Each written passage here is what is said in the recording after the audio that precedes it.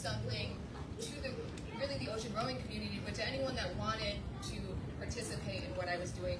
And if I could have inspired at least one person to feel a little bit stronger in their own skin and feel powerful in what they can do, I mean, that's all that it was about. And really the intention of this talk and what I want people to get out of this is I'm going to tell a little bit of my backstory before I even go into the row, because I think for me, in my own journey to getting here, it's been so much of an importance for role models in my life to see them as human beings and have proximity to them, and to see that the people that I look up to and the people that are doing amazing things, they're all just human beings, and they all started without any access or without being that person. Everyone grows to being that inspirational figure, and we all start out without doing it. And how to get there is kind of, you know, the mystery in between there. And I kind of want to break down some of that mystery, because everyone's capable of reaching that big, hard, scary thing that they're able to do. It's just how you get there is sometimes hard to understand. I grew up in the middle of absolute nowhere on a farm surrounded by nothing but rural landscape in upstate New York. I didn't know that there was anything like ocean rowing or rafting. I didn't know anything past, you know, you go to college, you go into the military, and that's what your life is. And I had a chance encounter that I feel like was really lucky for my life. That my mom got a Groupon. You know, remember Groupon when it was like 50% off, and you just go and it's like a company's trying to bring people in. My mom got a Groupon for my 18th birthday, and took me whitewater rafting. And I went rafting, and I was like, oh my goodness, this is a job that you can do. I had no idea this was a job. I don't even know what rafting is, but I cornered the guide after the trip, and I was like, please tell me how you do this. And they said I could show up for free for the rest of the summer and get my license. And that's what I did. But I do remember that moment the next day. So it was the day after my birthday. I was laying in bed, and I was debating if I should go. I was like, should I do this? Should I go? Is this silly? I had no experience in any of this, but I decided to get my butt out of bed at like 6 in the morning and drive over there. And that was the decision that really put me on a path to just realizing what's possible and putting myself in proximity to people that I admire. So I started guiding, and I haven't stopped since then. So I'm a professional river guide. I've been guiding since I was 18. I am 32 now, so what is that? 14 years. So I started in upstate New York. I moved to Colorado to be a river guide out there on the Arkansas. And then I transitioned into Grand Canyon. I've been professionally guiding in Grand Canyon for the last 10 years. I love it. It's made me the person I am today. But that also put me in proximity to people that I admired and things I wanted to do, and kind of opened up the concept of what was possible for me. And a lot of that for me was a little bit of luck, but also just paying attention to who I admire and intentionally trying to make those connections. And this is something I talked to the kids about a little bit today too, was just how you open yourself up to the people that you see that are doing the things you want to do. And just remember that they're human beings, and they probably want to talk to you, but sometimes you gotta introduce yourselves like 6 times.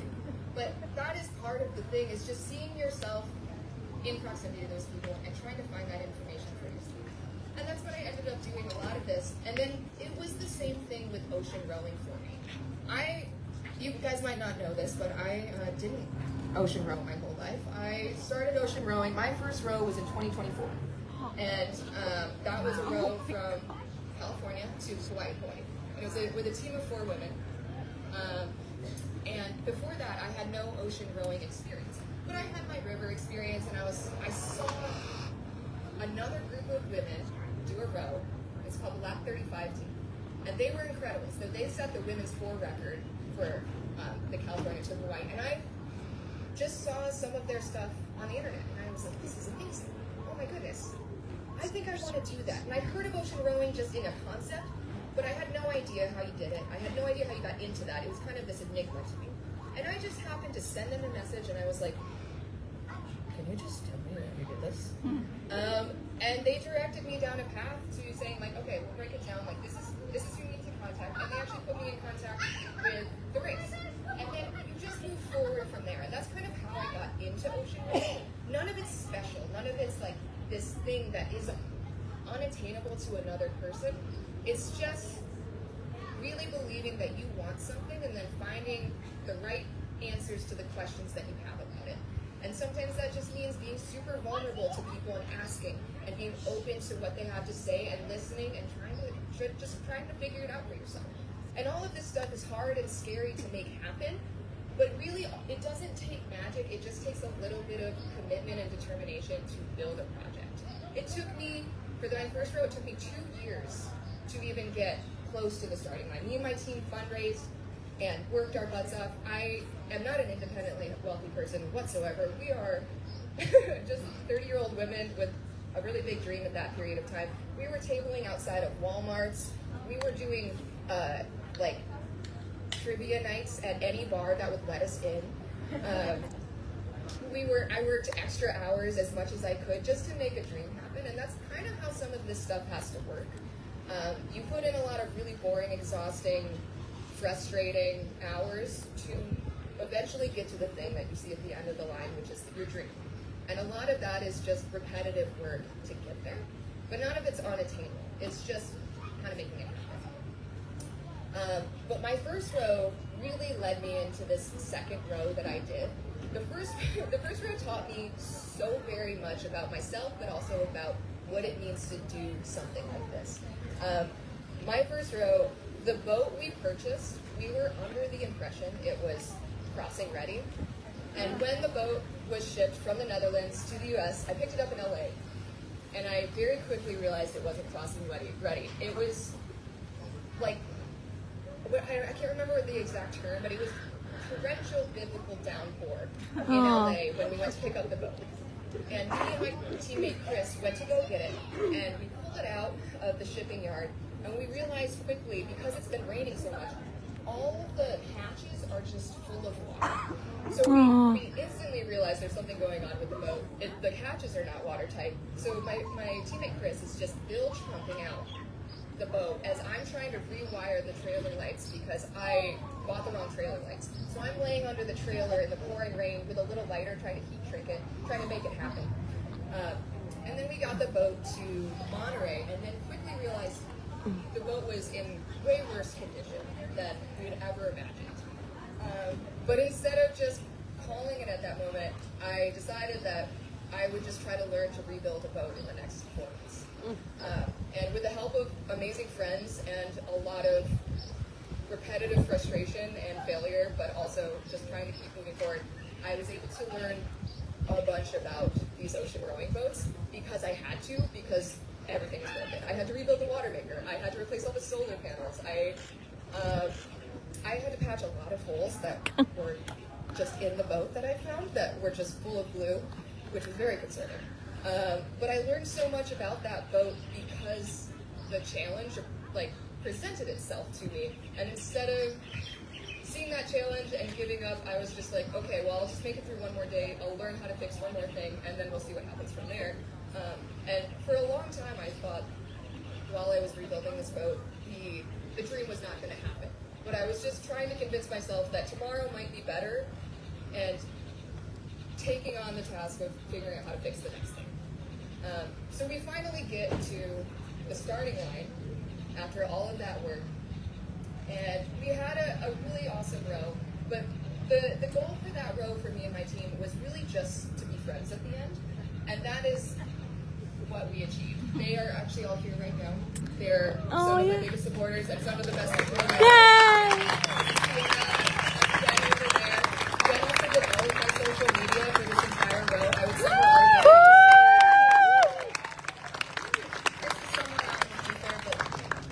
we achieved our goal for our first row, which was to learn as much as we can, do as best as we can, but also just be friends at the end, and that was absolutely what happened. And I'm so grateful for that. But we also learned a lot of things in that process. We capsized, I lost my shoes. So I learned very quickly that you should have brought 2 pairs of shoes because I was storing my shoes on the deck, and when we capsized, I lost my shoes, and I spent the rest of the time rowing without shoes, and I started getting all of these horrible blisters because you have the foot strap pads and everything like that, and after it took us 40 days to get to Kauai, my feet were destroyed. So I learned a lot of things from that row. But what I really learned from that row was I got to the middle of it. We got like a little past halfway. And I remember just sitting on the deck and just looking at Chris and being like, Chris, it's almost over. And being devastated that this thing that I had worked on for years was closer to being finished than it was to start. And I knew from that point I wanted to do another row, but I had no idea what I was going to do. And I had no plan, but I knew it was going to happen. Probably to the chagrin of everyone else in my life. Because I know when I told my parents, especially my father, that I was going to do another row, he didn't talk to me for a week. He just sent me a thumbs up. and then like, talked to me probably like a week and a half later about it. Because I know that this stuff is really stressful for everyone else involved, and I would not be successful without the people in my life. So that is another part of all of these big projects, is having people that you can have on your side is a big part of taking on challenges. We are so much more powerful together than we are alone, and I would not be standing here successful without my team and everyone that loved me through this process and gave me a lot of patience, because I know I'm not always the most wonderful person to be working with, and I am just so grateful for them. So that is another big part of all of this, is how much love and appreciation my team gave me, but just how no big project is solo and nothing is ever done just by yourself. It is about finding the people to support you with it. But I got off that row and I knew I wanted to do another row, but I had no idea what that looked like. And we had just, fundraised our butts off and did this really hard thing. So I didn't really know how to make the second row happen, because we did not get much attention from that row. So I was starting from zero again. We had sold our boat, and I knew I wasn't going to be able to use that other boat because it was too big. It was meant for 4 people. So I had to start again, buy another boat, find another project, and start from scratch. But I knew I wanted the thing so badly that I started figuring out what my next route would be. And I knew I wanted to do a solo because I was really interested in what I was capable of doing by myself, just to have a little bit more understanding of me. And I just wanted to know what being alone for that long was like, because I never been alone that long. That's like. So I started taking on the project of doing this Mid-Pacific solo, and it took me, again, another about 2 years to make the whole thing happen, because these projects are long and hard and exhausting. And really, I would say the lead up to this row was honestly harder than the row itself. And a lot of people say that, but that's honestly the mountain that you have to climb when you're taking on a big project. Is the prep is sometimes so much harder than actually the actual event. But I made all of that happen kind of in the same similar way of just being absolutely scrappy. If you guys don't know this about me, I'm also an EMT. I work in a hospital. Yay! I love medicine. I've been kind of involved in medicine for a lot of my life, along with being a river guide. And I worked nights at the hospital in my town and all of these weird shifts just to kind of make as much money as possible to make this thing happen again. And that was kind of the way I created enough funding for myself, along with a little bit of support from Hatch and Gardner. These are like some sponsors I got just from being a little bit successful, but a lot of it was just all of this fundraising that I did with my second job. And I decided that I wanted to do this solo. I got myself here, and this entire row was, again, a really big learning experience for myself. I talked to as many people as possible that I could about the solo, because the solo was uniquely challenging in itself. There's people that do a lot of solos, especially on the Atlantic, but the Pacific is a unique beast when it comes to a solo ocean row, an ocean row in general, but a solo in wind direction coming off the California coast to get off the shelf. It is one of the more challenging routes you can do as a solo, because the majority of the current is pushing you south, the majority of the wind direction is pushing you either south or back towards shore. And if you go too far south, obviously you miss Hawaii. And you don't want to get pushed back towards shore. But so I talked to a lot of people about these rows, and there was only 9 people that had ever done a Mid-Pacific solo. So I'm the 10th person. And only 2 women before this. So I talked to as many people as I could before the prep of this to kind of create a plan of like, how do I not just get pushed to Mexico? And a lot of the structure of it was, okay, when you're resting, that's the most critical or most vulnerable position you can be in. That's when you're just floating and you're getting either in shipping traffic or you're getting pushed back towards shore or you're getting pushed to Mexico, who knows? So I love endurance sports and I love hearing what the human body can do. And I paid attention to a lot of these endurance athletes that a lot of like ultras, like large, long-term ultras, like 350 milers, where these people are sleeping for like 3 to 4 days. So I kind of knew that the human body could do that, because it is possible. It is a thing that you could do. And I tried to structure, or at least my plan was to try to see how little sleep I could get for at least the first week. And that's kind of what I did. At least the first 4 days, I didn't sleep more than like an hour at a time. Not an hour, an hour a day, because I was rowing at night, especially really tired. I would do this thing where I would row for 45 minutes and then sleep for either 5 to 10 minutes. And it was this kind of like gaslighting to myself of like, okay, you can do anything for 45 minutes. And I'd have a little timer. It's like, it's fine. You got 30 minutes left. You can make it. And I would just keep pushing myself to like make it, because I would have that like 10-minute reprieve after that. And I'd sleep for 10 minutes. And I just did that repetitively, because you can always just have that little power nap. Instead of taking that long break that would push you back, I just kept doing that on loop. And I didn't really sleep for a full hour until I think day 5. Wow. And then I got, I think, an hour of sleep, but I just kept doing that kind of like little, this little routine to just keep myself moving, because you can always see the light at the end of the tunnel when you did that. I did like 20 more minutes, you're fine. You just keep going, you just keep going, you just keep going. But around, I think, I can't remember the exact days, but around day 4, I had a really large storm hit me. It was around 3 o'clock in the morning. My routers were like, okay, this front's going to come through. It's going to hit you around 3. You should be up for it, because you're going to get like 35 pounds of wind, and the waves are going to get up to 16 to 20. And I was like, okay, I got this. And I was rowing, and it was absolutely pitch black. And it was, the weather is incredible. I think extreme weather is really interesting, just how powerful it is. But it's also scary when you're in it. It was such an incredible experience to have this like just band of like pressure hit me all at once, and then just the strongest wind I've ever been in, blowing me just straight south.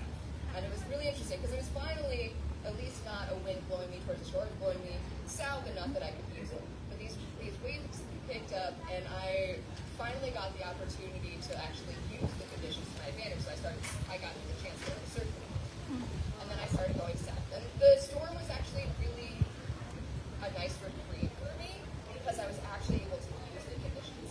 But they were really, really big waves, and I had a couple instances where I almost capsized. But Lily is an amazing boat, and she handled it really well. None of my own talent kept me from capsizing. It's just the boat. She was amazing. But what had happened, so after that storm system moved through, I was really convinced that I was going to have at least a little bit of time to relax. This was around day 8, I think. But what happened instead is this low formed underneath that storm system and just tried to blow me straight back towards the coast. And I had convinced myself, this was my own error, I had convinced myself that I was going to get a break. And it did not happen. So when that storm system passed and that low formed, I just rode for over 24 hours straight, because I was so desperate not to lose lose all the ground that I had made, and I sobbed the entire day. Because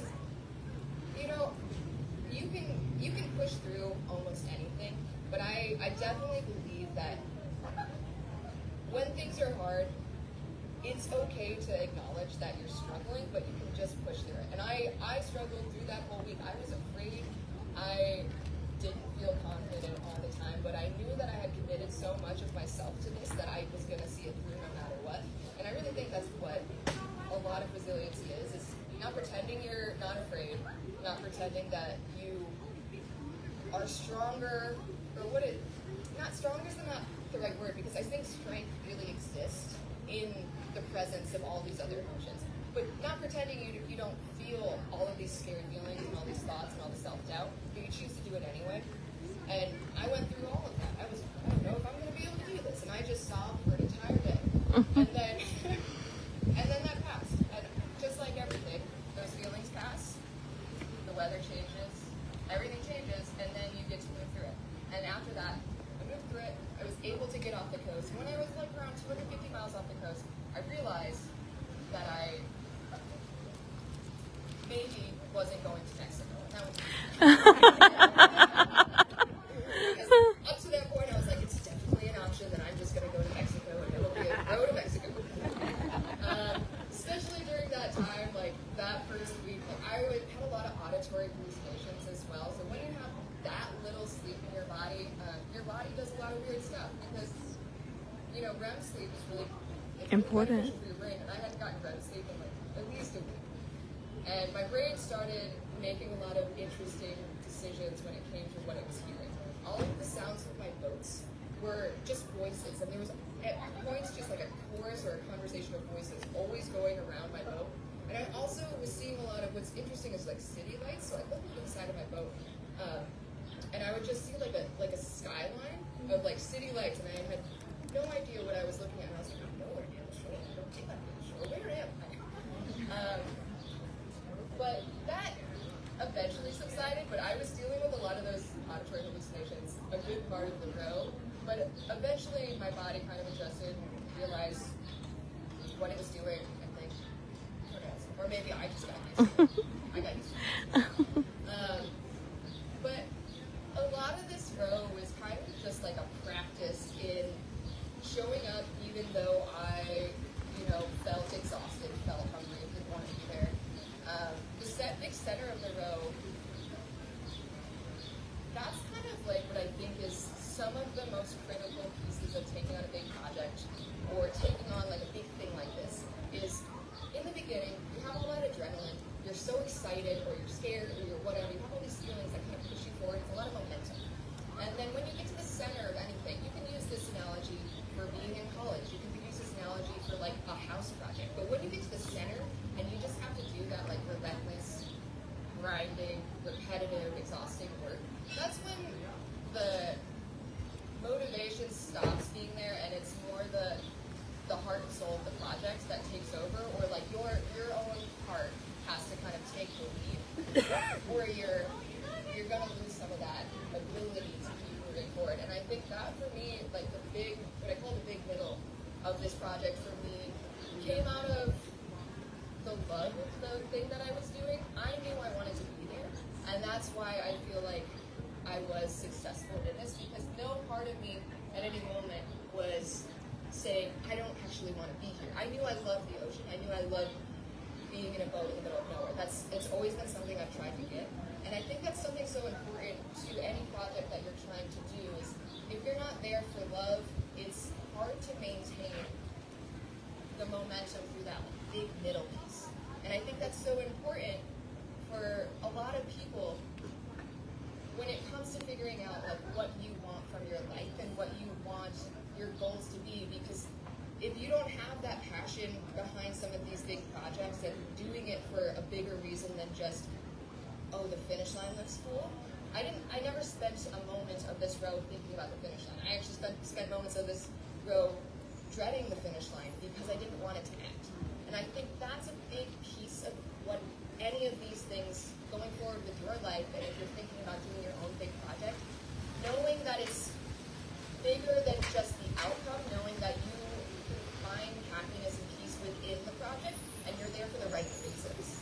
So it takes a little bit of time to reflect on what you actually want for you, and what actually speaks to you in your dreams.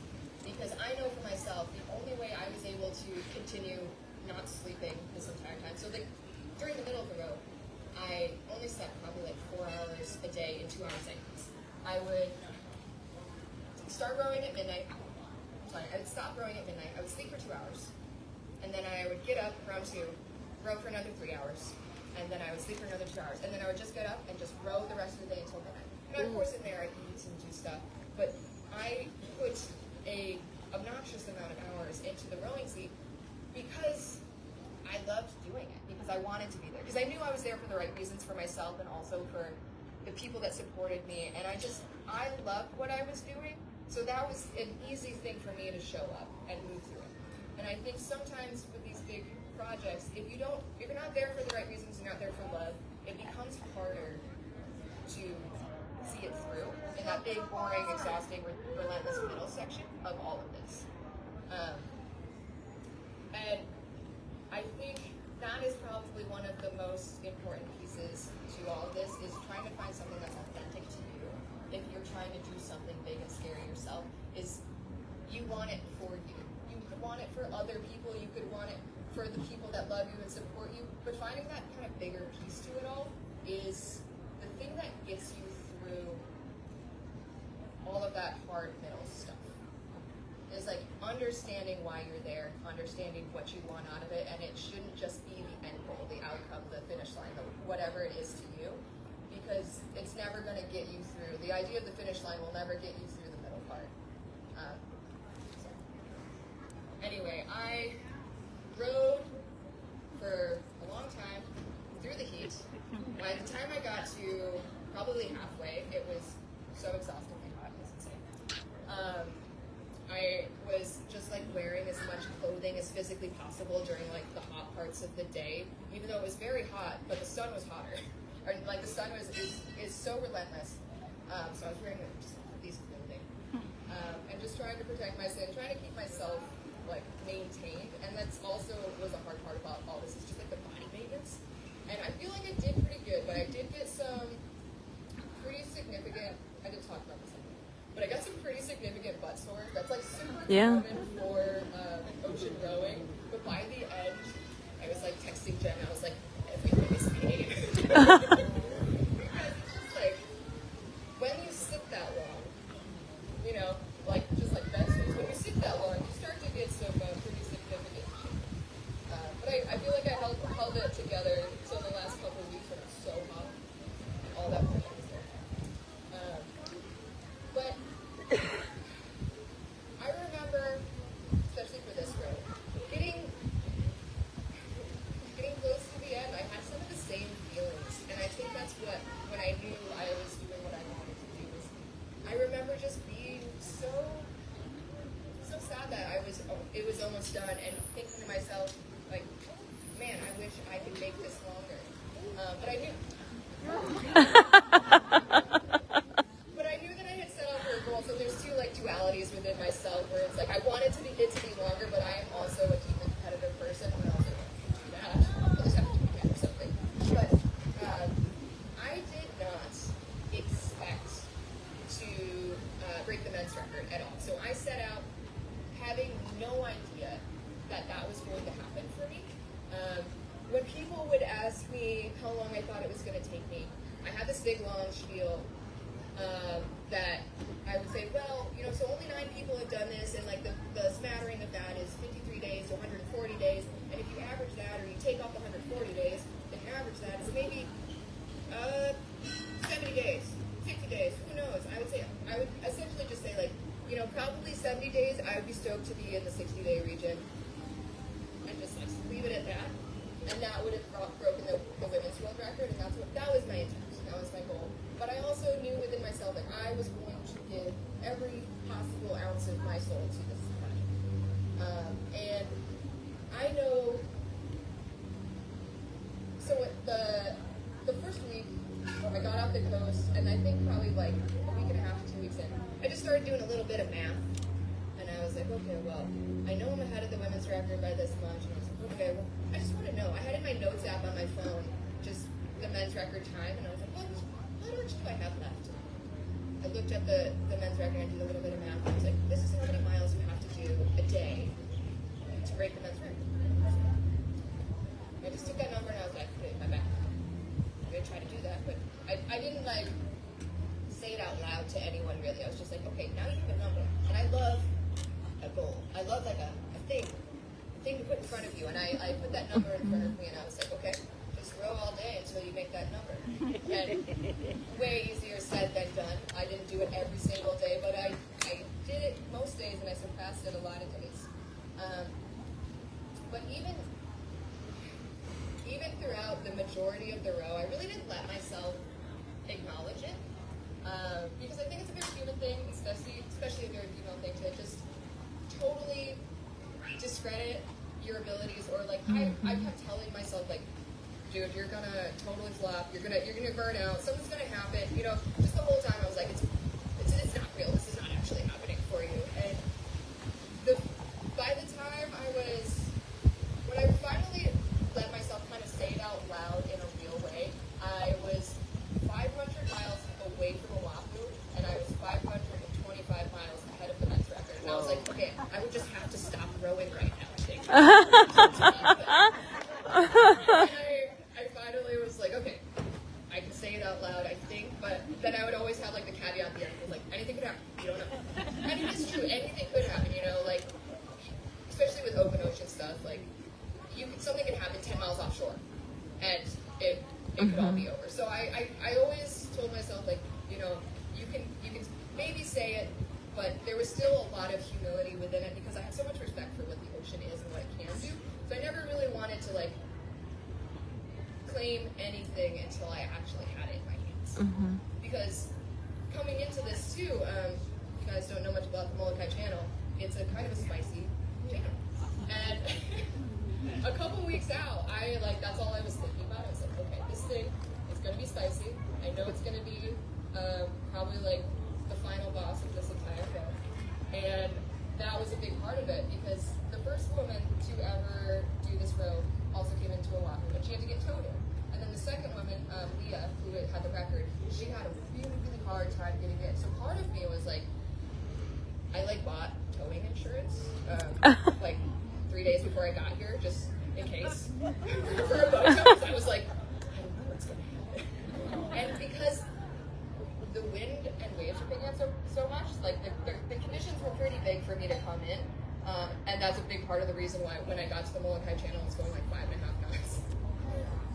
And why I picked up so much speed coming in, because the conditions coming offshore were so fast, it just funneled me right through the channel. And my weather router, like the day before, was like, okay, so conditions are big, you're going to be moving really fast. There is a waypoint, and if you guys are familiar with the channel or not, there's something called the China Wall, which is kind of like this big lava cliff wall, kind of in the entrance of the Molokai Channel where Oahu kind of like forms, and all of the open ocean swell kind of crashes into this section, and it creates big waves, really intense currents. And coming into that for the last 3 or 4 hours until I got into like the proper channel. So let's say the last 10 hours of my row was actually really intense, because I was just getting absolutely thrashed trying to get into the China Wall, while also going like 5 knots. So I felt super out of control doing that. And then he had this waypoint that was like less than 500 yards off the wall.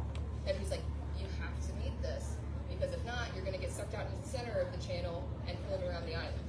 Because the current was so strong that I wasn't going to be able to kind of cross the current and get into the bay. And I was like, okay, I can do that. And there's this moment at the end of my row where I'm just going, so it doesn't sound very fast, but in an ocean rowing boat, it's really fast. I was going like 5.5 knots. You know, it's not that fast. Like maybe 6 miles an hour.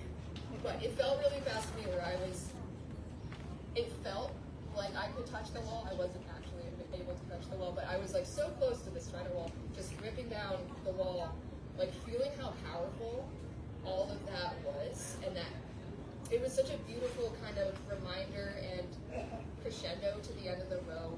That was a reminder of how powerful the ocean is, and it was kind of like me saying thank you and goodbye at the same time, and also a final acknowledgement of like a reminder of who's in control, and it was always the ocean.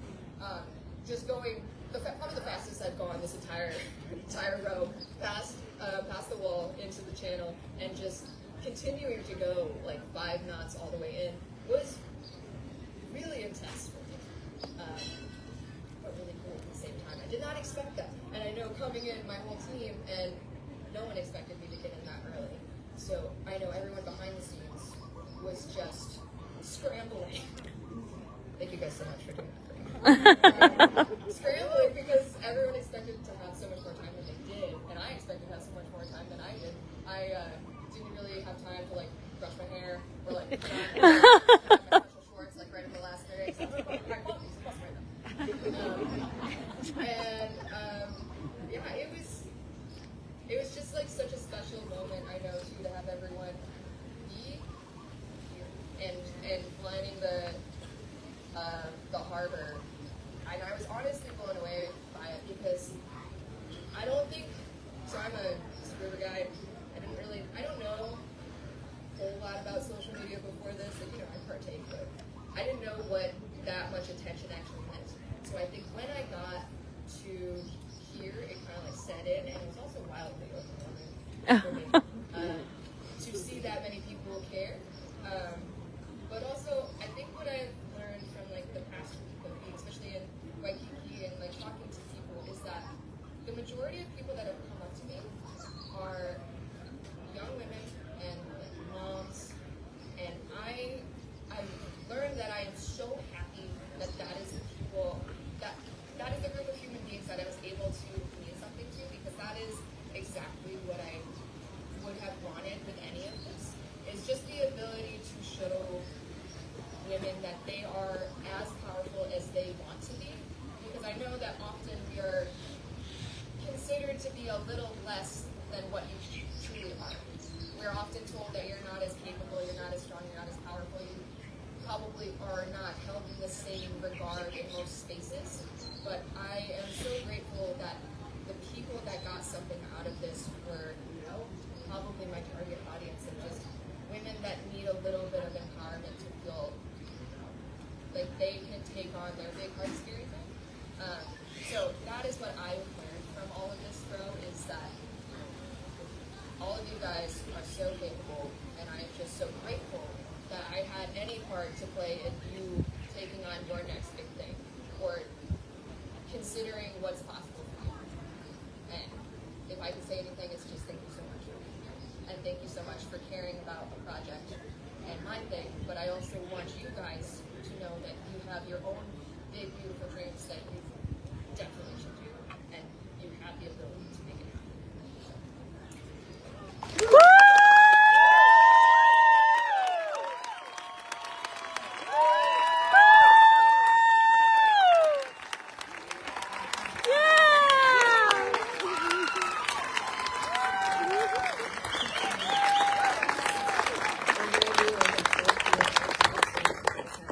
I gathered a few questions.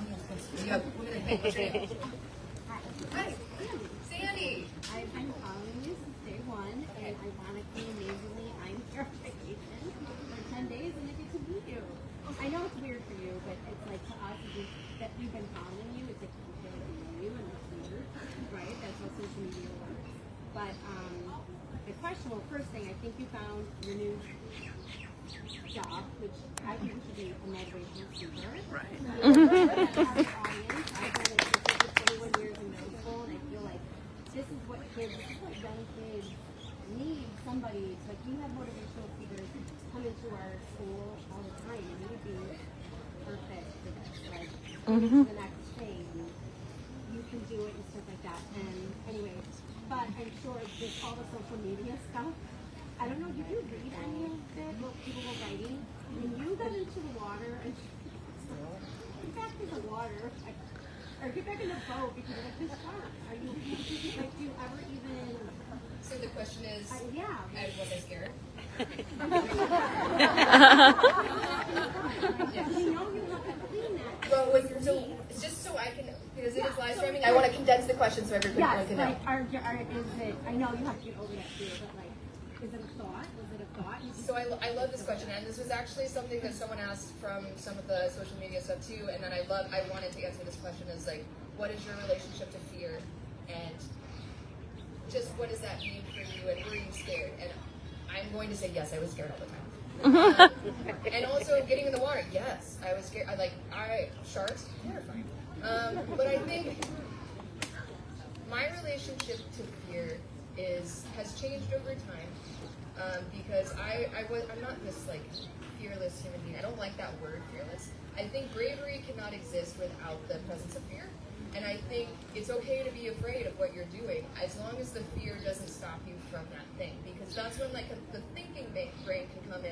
like the fear is necessary, one, to keep you safe, but it also is an indicator that you're getting close to your perceived limits of what you think you can do. But it doesn't mean that that's what you can do. It's if you choose to work through that fear, and I think working through that is just something that you can do with your daily life. And like the emotional regulation piece for all of this is so much a practice that I definitely took part of every day of managing my emotions, and it takes so much practice, and I'm never amazing at it at all, but just how you interact with your emotions throughout even your daily life is such an important practice of like not getting overwhelmed, not letting things take control, not letting your emotions take control of who you are just through your daily life is so much a practice of a repetitive nature that totally applies to then what you do in those moments. It's just you'll never do anything just the first time without practicing it. So I intentionally throughout my life just try to acknowledge that I'm afraid, or acknowledge that I'm overwhelmed, or acknowledge that I have these feelings, but not actually let them be in the driver's seat. I'm always going to try to be in that driver's seat. I don't always succeed at that, but it's something that I try to do every day with my life, and you can practice that while you're driving, getting road rage, just like getting overwhelmed in everyday situations, and like the self-talk that you have through that moment is so much more important than anything else. And I do think the self-talk is like what gets you through. Just like, yeah.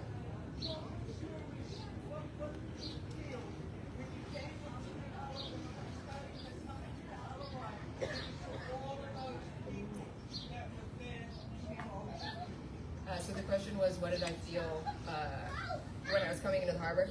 Deeply overwhelmed. I think I didn't have enough time to process it because, like I said, I didn't really understand how many people actually cared. I was expecting to get in at like 2 a.m. and have maybe like my friends and family and like a handful of people there. So when I saw that and there was like chanting, there's some pictures of me that just have like a million-mile stare because I'm like.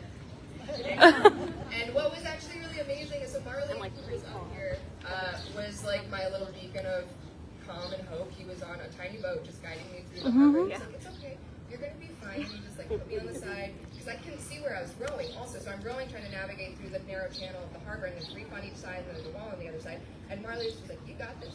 I'm going to be right here. He was such a calming presence. So like my memory of coming in is honestly just Marley being like, you're fine. Oh, good job. Thank you. Okay.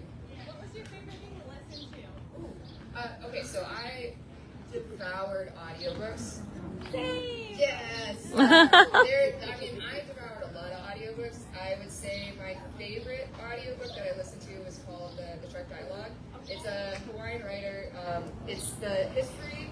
It was a novel, but it's kind of a historical fiction of the history of the Hawaiian Islands told through like 4 generations of a native Hawaiian family with this like grandmother matriarch as like the center character, and her daughter was kind of the daughter. And it was an amazing book. It was 26 hours long. Wow.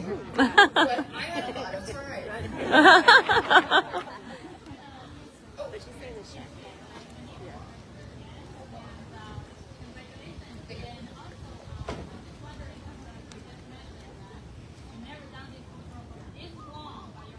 yes. Yes.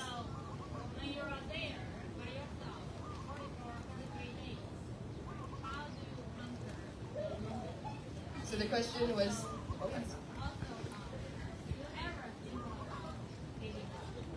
so the question was, how did I handle the loneliness, and did I ever think about giving up?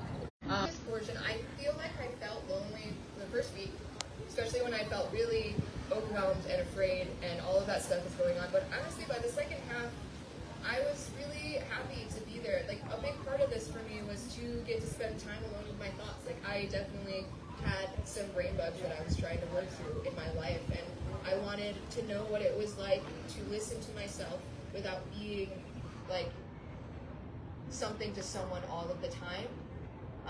I just got to be exactly what I was without, having to be something for someone else.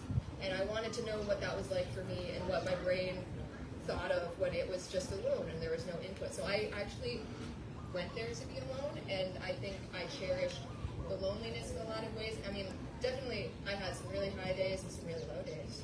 but I think there's no full life without the full spectrum of emotions. So I think I'm pretty aware that you have to have a lot of those hard days and those negative feelings and those pretty dark moments to have a lot of like the good feelings as well. Without that, you don't have the appropriate contrast. So I don't know. And sorry, what was the other part of that question? Oh, for me, I was going to row until my arms fell off. So I never thought about giving up, but I did at moments think that maybe I wasn't strong enough to actually pull it off, especially in that first week. But I was going to row until I had no arms. Yes, sir.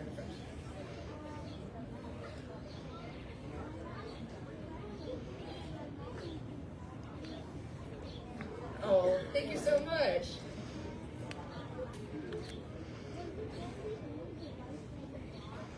So I had a Starlink, and then I had, so the question was my phone the only device I bought? I had a Starlink, I had a Garmin Messenger, and I had a sat phone. And those are the ways I could contact people. I only turned my Starlink on for like 20 minutes a day to send stuff, and then like check the weather. And I would use the Garmin Messenger to like keep in contact with my team, especially my weather routers. But that's what I use for that. As a ninth grader girl, I completely believe like you saying we feel a lot, that we're not strong enough, we need a lot more. So that's like really nice to hear from someone who's done something like this. But me and my mom, we just hit 50 states traveling, coming to Hawaii. And I've heard many like kids in my class say, when I had like 40 states, say, oh my gosh, you guys aren't that far, you need a lot more time. But then my other question was, what is your next goal? My next goal. Well, so I don't have a complete answer to that yet. I know finding big, hard, scary things is always going to be part of my life. I know I love that so much, and I know it's important to me. So I think my goal for now is to start thinking about other ways to pursue what feels right for my heart, and other ways to kind of open up what I think is possible for myself. And then usually that's through endurance sports. So I will continue to do big, hard endurance events in some way, but I don't have the exact answer. I'm going to take someone from the back because I feel like I'm going from the right. Blue dress with wonderful pattern. Yeah, okay. So when you were telling us about how you got to this point, I didn't hear you mention your time on the U.S. women's rafting team. Oh, yes. You competed in the World Championship for rafting, and you got second place, right, did. with your team. And I think you were. Would you ever, when you're thinking about your goals, is that something you consider going back and competing for the U.S.?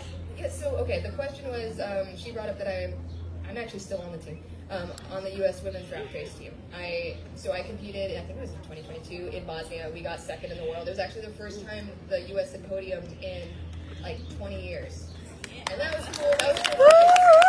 I'm actually still on the team, but so we went to nationals in California in the fall, so this last fall, and we won nationals again. So we're still the national team, but we have, usually it's 4 women in the boat, and we have like 6 people that compete. And I decided to step back from Worlds this year, even though I was on the national winning team, because obviously I was doing a thing and I wasn't able to train with them, and they deserve someone that was there consistently. But yes, I'm actually still on the team. I'm still going to compete. I'm still going to race, because that is a big, I love racing, and I love team sports just as much as I love doing solo stuff. I think being on a team with really powerful ladies and being able to feed off each other is like some of the coolest stuff you could ever do. So yes, I will continue to race 100%. Let's go with the man in the Hawaiian shirt right there. Yes.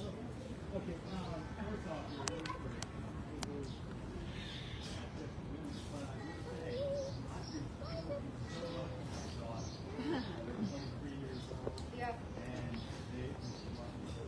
Mm-hmm.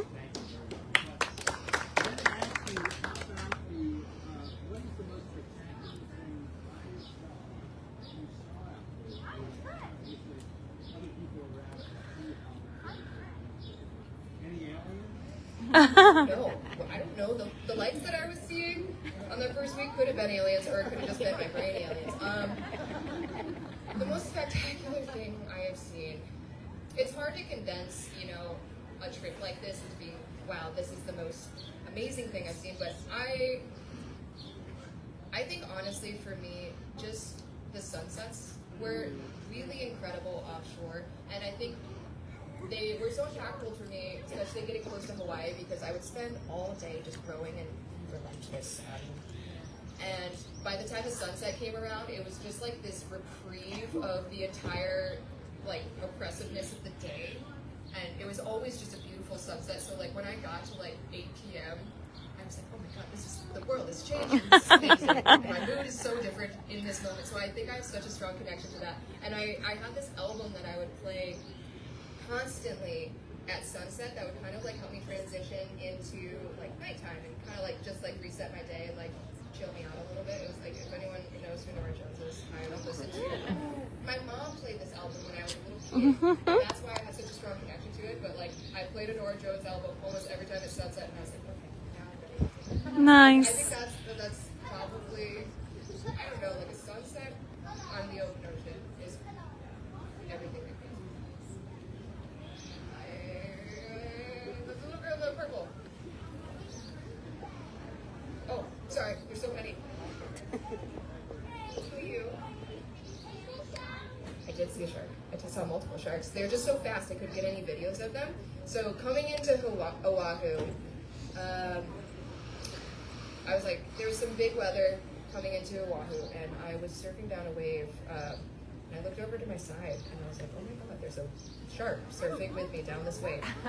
And it was just one of those moments where you're like, this is not happening. And it was and then it just disappeared. But it was such a cool moment, and I got to say I surfed with the sharks. So that was cool. Nice. You have a question. Oh, question from the line. Amazing. Let's do it. Oh, what happens to Lily? So Lily is going to go back home, and Lily is actually going to go back to Reno. So Lily is owned by a very special friend of mine. His name is Owen. He is an ocean rower. He has done a lot of really cool rows himself. And because I was a very poor raft guide coming into the situation, he did something amazing for me, and he actually let me borrow Lily for this row, so I would make this dream happen.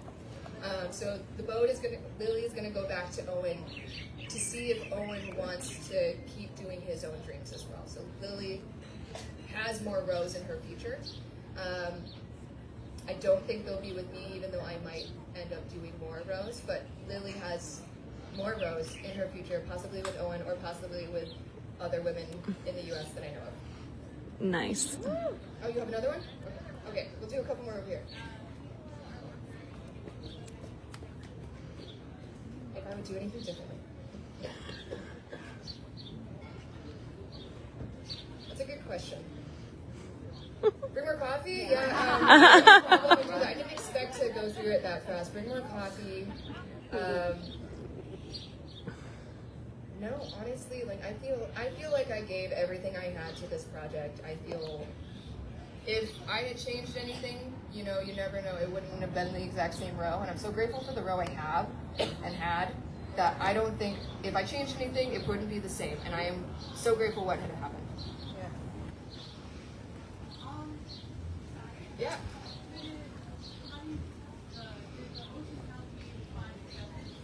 Did the ocean help me find acceptance? Things I can't change. Yes. So I think the ocean in itself and just putting yourself in backcountry spaces and places where you are not in control of the situation. We like to pretend even in our normal lives that we're in control. We're not. We all know that, but we like to pretend. But I think when you put yourself in powerful places like the ocean or the backcountry, you can't really pretend you're in control at that point. And I think that is such a helpful thing for me in my life and my mental health of just recognizing that it's okay to not always be in control. You can try to manage the situation in the best way you can, but really the only thing you can manage and have control over is the way you respond to things. And that is such an important thing for me to remember. And I know that putting myself in these spaces is how I remind myself of that.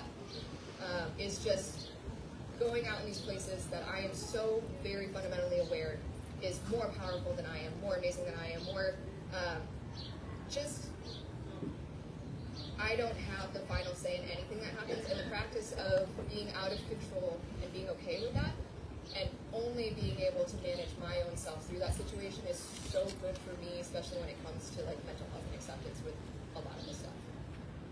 Okay, thank you.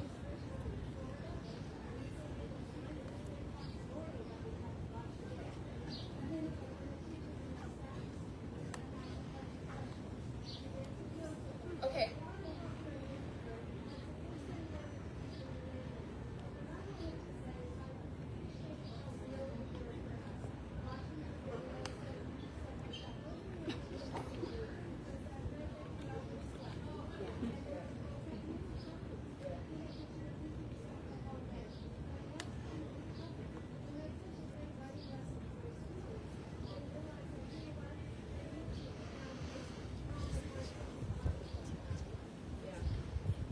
So I'm going to just repeat your question so everyone can hear it.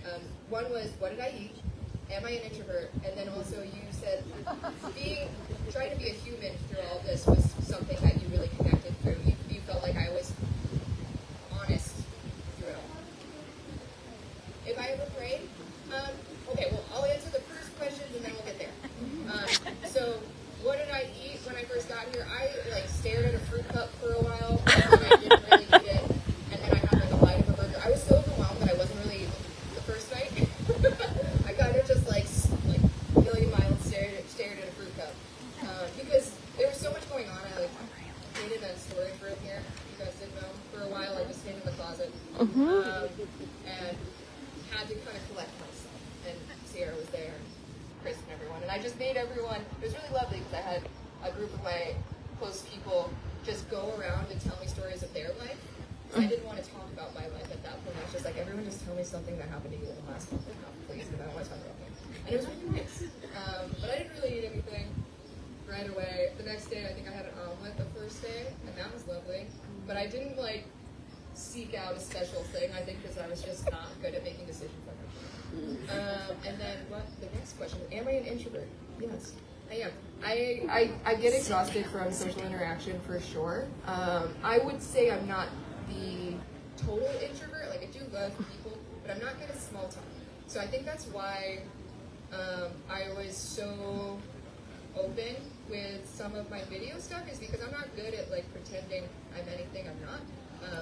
Most of the people that know me know that my face will never hide my emotions. I have sometimes the most hilarious facial expressions to things because I'm not really good at pretending I'm not feeling it a certain way. And so I'm not really good at the small talk of things. So I think that's what I tried to put in the stuff that I put out into the world is I wanted people to see me as a flawed human because that's exactly what I am.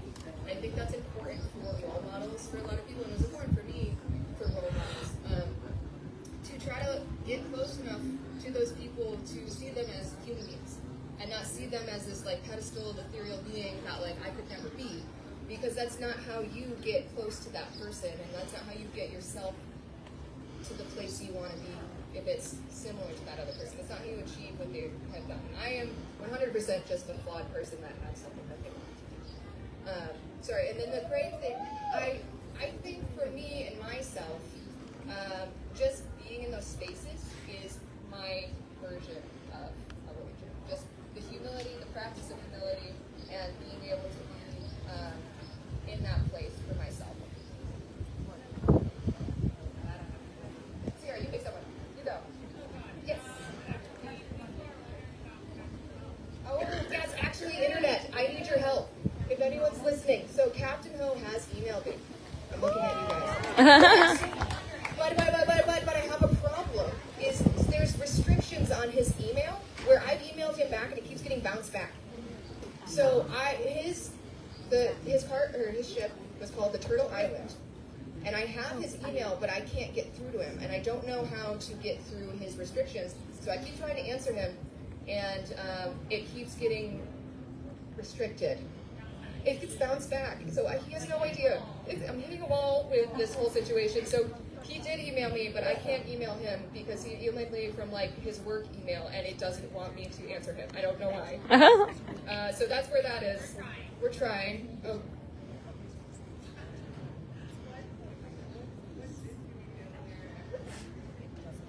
When I ate out there, I ate a lot of dehydrated meals, a lot of Pop-Tarts, a lot of peanut butter. My favorite thing was probably those like empanada pies, and also I had these like chocolate croissants from Costco. That was really good because it just like felt like eating bread, which was good. Oh yes. Oh yes. Sorry. Sir, gentlemen, infection.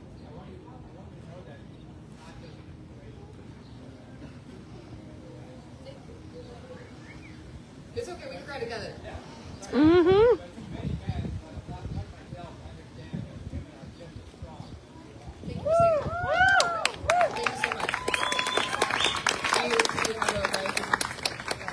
Daughters in your life?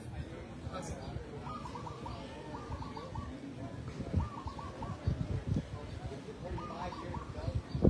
Awesome. Amazing! That is amazing. That's a big deal. If you don't, comparing yourself to other people is getting nowhere for yourself. You should be proud of what you can do and what you want to do. Like, do not compare yourself to other human beings. It'll steal your joy. It doesn't matter. Everything is an accomplishment if you're excited about it. Okay, we're going to do two more, but I'm going to be around so you can personally ask me these questions too. Black shirt.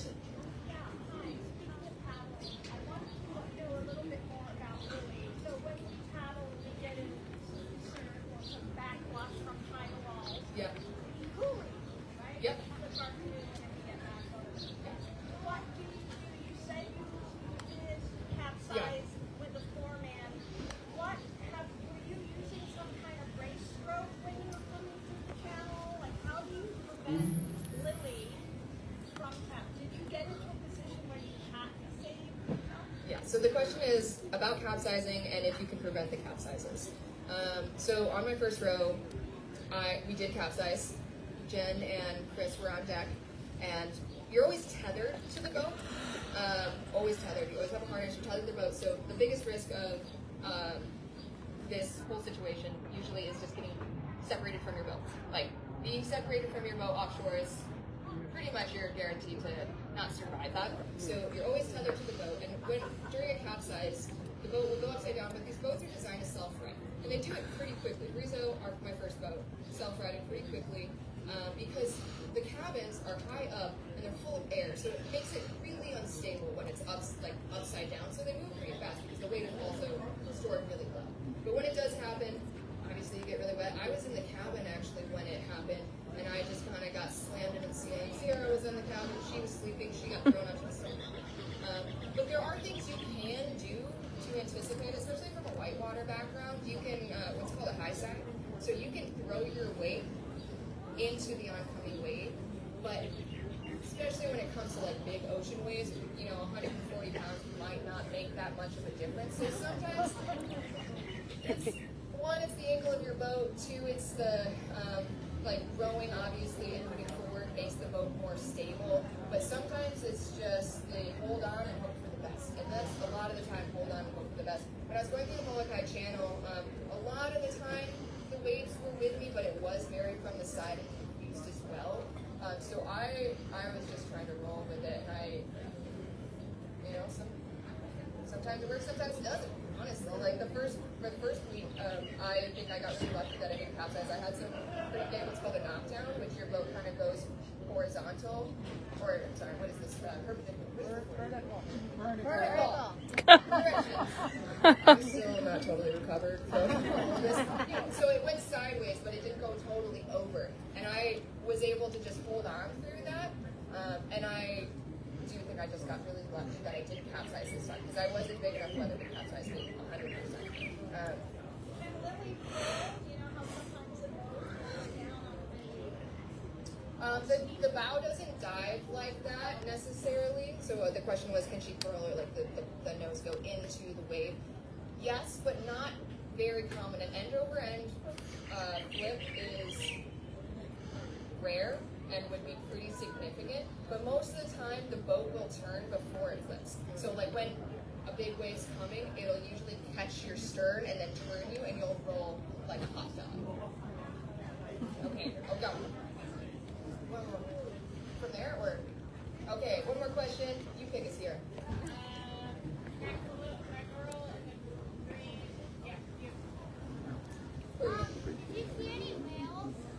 I did see whales.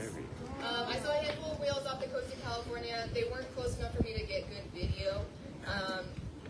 I think they were fin whales of some kind, but I wasn't exactly sure what kind. The closest animal interactions that I had were the potted dolphins that I got to see, which were, I think they were called pantropic spotted dolphin.